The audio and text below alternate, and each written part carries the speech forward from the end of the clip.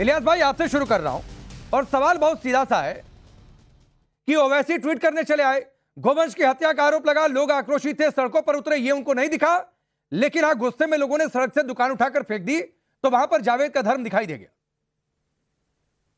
देखिए, दो बातें अच्छे से समझ जाना चाहिए, हिमाचल हो या पूरा भारत हो, धार्मिक किताबों के तहत अगर कोई भी कुर्बानी कर रहा है, जैसा कि कुरान में लिखा है चैप्टर 2 वर्स 173 में, ऋग्वेद में लिखा है book number 10 chapter number 85 verse number 13 में, भगवत गीता में लिखा है चैप्टर 10 वर्स 30 में और मनुस्मृति चैप्टर 5 वर्स 35 में कि कुर्बानी की जा सकती है, चाहे बकरे की हो, बैल की हो, गाय की हो। अगर कोई कर रहा है, अरे सुनिए इलियास शराफुद्दीन, इलियास शराफुद्दीन सुनिए, पहले इलियास शराफुद्दीन सुनिए, होना चाहिए। गाय हमारी माता है, धार्मिक आस्था है, तो यहाँ पर बैठकर मत ज्ञान दीजिए कि कुर्बानी किसी भी चीज की जा सकती है। ये जितने करोड़ों, क्यों भाई, जितने हिंदू देख रहे हैं इस कार्यक्रम को, जितने हिंदू देख रहे हैं इस कार्यक्रम को, उनकी भावनाएं याद नहीं होंगी, उतनी उनकी भावनाएं याद नहीं होंगी। आप वेदा गीता पढ़िए। नहीं, अरे सुनिए, मुझे धर्म का ज्ञान और मेरी धार्मिक किताबों की जानकारी लेने की जरूरत इलियास शराफुद्दीन आपसे नहीं है। सुनिए इलियास शराफुद्दीन, मुझे गीता और रामायण पढ़ने, नहीं सुनिए भाई, मुझे गीता और रामायण का ज्ञान आप नहीं दे पाएंगे। मत जाइए कुरान हदीस, जैसे मैं आपको कुरान का ज्ञान नहीं दे पाऊंगा। किताब पढ़िए, उसके हिसाब से नहीं, मुझे किताब पढ़ने की ज्ञान मत दीजिए। इलियास शराफुद्दीन, मैं आपको फिर शुरुआत में चेतावनी दे रहा हूं, सुनिए, आप कुर्बानी क्या, आपकी आस्था नहीं आस्था, मैं उस पर नहीं जा रहा हूं, सबकी आस्थाओं का सम्मान है, लेकिन इसका मतलब नहीं है कि आप हमारी आस्था का निरादर करेंगे। बिल्कुल आपको ये कोई अधिकार नहीं है इलियास शराफुद्दीन। देश के करोड़ों हिंदू जो इस देश में बहुसंख्यक है, आप उनकी भावनाओं को आहत कर रहे हैं। अगर आप गाय की कुर्बानी की बात यहाँ पर करेंगे तो दुश्मन क्यों बन गए ये लोग, कुरान हदीस के दुश्मन क्यों बन गए ये लोग, हिंदुइज्म के दुश्मन क्यों बन गए हिंदुत्व आतंकवादी। मेरा सवाल है ये। अच्छा, सुबह ही गाय की कुर्बानी ये देंगे इलियास शराफुद्दीन, जो यहाँ पर बैठकर बातचीत कर रहे हैं। मैं तो बोल भी नहीं पाऊंगा क्योंकि मेरी आस्था है गाय में, लेकिन क्या तभी कुरान हदीस की रक्षा होगी? धर्म के खिलाफ है वो। जी, क्या धर्म के खिलाफ है? आप धार्मिक किताब के खिलाफ जा रहे हैं, वेदा को रिजेक्ट नहीं, मेरे धर्म की शिक्षा मत दीजिए, मेरे धर्म की शिक्षा मुझे मत दीजिए। आप कोई धर्मगुरु नहीं है। स्कूल कॉलेजेस में प्रज्ञा भारती में आऊंगा, लेकिन वही पहले इसलिए क्योंकि आप मुसलमान हैं। पढ़िए। राजेश जी, सबसे पहले तो या तो इनकी आवाज कम कराइएगा, मेरे बीच में चिल्लाएं ना प्लीज, क्योंकि इनका जाहिलाना स्टाइल है डिबेट करने का, मैं वैसे डिबेट नहीं करती। देखिए, गुलाम बन गए। इलियास शराफुद्दीन अपनी जुबान पर लगाम लगाइए, इलियास शराफुद्दीन अपनी जुबान पर लगाम लगाइए। ये गली चौक चौराहे पर नहीं बैठे हैं, आपके घर की गली नहीं है कि यहाँ पर बैठकर कुछ भी आप बोलकर जाएंगे। अभी आप शांत रहेंगे, वरना मुझे आपकी आवाज डाउन करवानी पड़ेगी। प्लीज, अभी सिर्फ सुबह की आवाज ऑन एयर जा रही है, पीसीआर इंश्योर करिए। अगर ये बोले और कुछ गलत सलत बोले तो इनकी आवाज डाउन करिएगा। जी, thank you so much. Rajesh ji, सबसे पहले तो मैं पूरी जिम्मेदारी के साथ एक मुसलमान होने के नाते भी और एक भारतीय होने के नाते भी कहना चाहती हूँ, किसी भी धार्मिक ग्रंथ में, चाहे वो कुरान हो, चाहे वो भगवत गीता हो, बेजुबान जानवर को कत्ल करके, हत्या करके अपने परमात्मा को खुश होना कहीं नहीं लिखा है। ये शैतानी सोच वाले लोगों ने, जैसे मुस्लिम समाज में अभी जस्ट कुछ दिन पहले बकरीद पर मैंने बकरे की कुर्बानी का हर साल पुरजोर विरोध करती हूं कि बेजुबान जानवर को हम मारते हैं सिर्फ अपनी जबान के लिए, सिर्फ अपने स्वाद के लिए।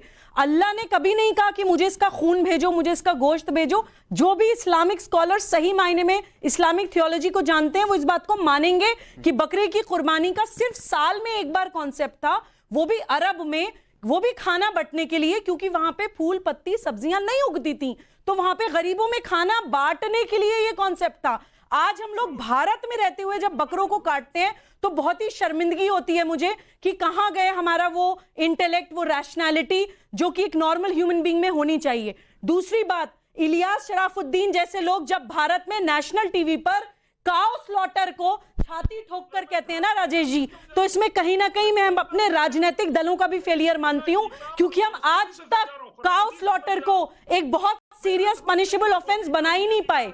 हम आज तक एक सेंट्रल कोई कानून नहीं बना पाए जो हमारी गाय को, जिसको हम माता कहते हैं, उसकी तरफ गलत नजर देखने वाले को सख्ती से डील करे।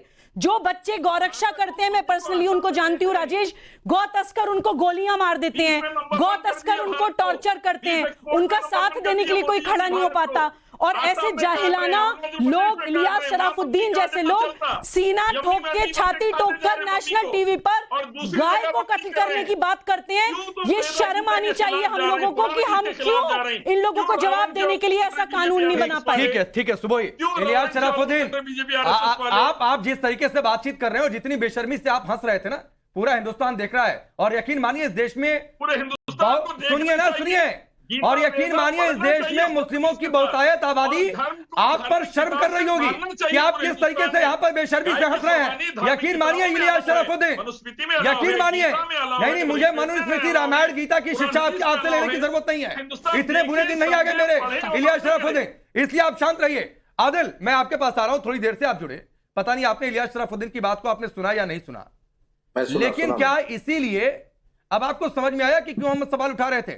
कि ओवैसी को यह दिख गया कि जावेद की दुकान से सामान उठाकर लोगों ने गुस्से में बाहर फेंक दिया, लेकिन गोवंश की हत्या का आरोप लगा, ये नहीं दिखा, उस पर एक शब्द नहीं बोले। और इसीलिए नहीं बोले, ये मैं सवाल आपसे पूछ रहा हूं कि इलियास शराफुद्दीन जैसे लोग बेशर्मी से यहां पर बैठकर कहें कि ठीक है भाई, गाय की भी कुर्बानी देंगे।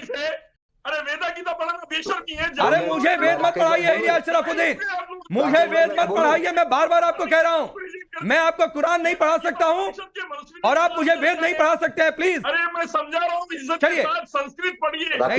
चलिए आदिल, इसके बाद प्रज्ञा जी आपके पास आऊंगा। सुनिए आदिल को सुनिए, इलियास शराफुद्दीन सुनिए, हो सकता है कुछ आपको सीखने को मिल जाए।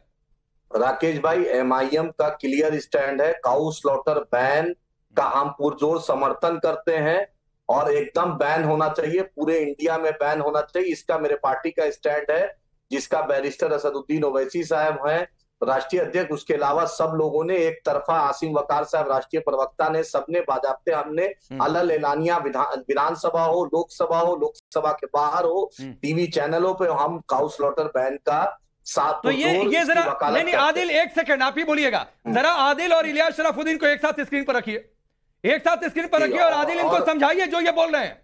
सुनिए, ये इस्लाम में दूसरे धर्म की इज्जत करना परम कर्तव्य है। लकुम दीनकुम वलिया दीन, ला इकराह फिद्दीन। धर्म में कोई जबरदस्ती नहीं, दूसरे धर्म की भावना का ख्याल रखना इस्लाम का बेसिक स्ट्रक्चर।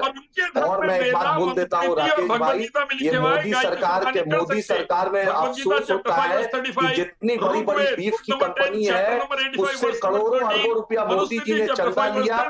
और जो जैन कम्युनिटी जो अपने आपको वायलेंस के खिलाफ बोलती है, सबसे बड़े कारोबारी, उसमें जैन कम्युनिटी के खुद मोदी जी ने बोला बीफ के बड़े एक्सपोर्टर बीजेपी के।